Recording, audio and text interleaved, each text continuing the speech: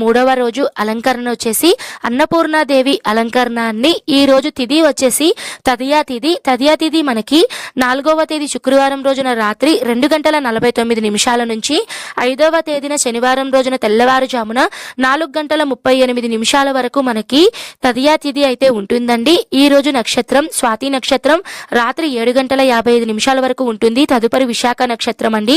ఈ రోజు అమ్మవారికి నివేదించవలసినటువంటి నైవేద్యం వచ్చేసి దద్దోజనం. ఈ రోజు పుష్పాలు వచ్చేసి పొగడ. ఈ రోజు అమ్మవారు ధరింపజేసేటువంటి చీర రంగు గంధం రంగు. ఈ రోజు నిషిద్ధములు తరిగిన వస్తువులు. ఈ రోజు ఫలితం వచ్చేసి ధనధాన్యాలకు ఎటువంటి లోటు అయితే ఉండదట అండి. ఈ రోజు చేయవలసిన దానం అన్న భోజనాలు. ఎవరికైనా సరే మీరు అన్నదానాలు అనేటివి దానం చేస్తే చాలా మంచిదండి. ఈ రోజు జపించవలసినటువంటి మంత్రం హ్రీం శ్రీం క్లీం అన్నపూర్ణాయై నమః. ఈ మంత్రాన్ని పఠించాలండి. లేదు అంటే ఓం శ్రీ అన్నపూర్ణాదేవ్యై నమః.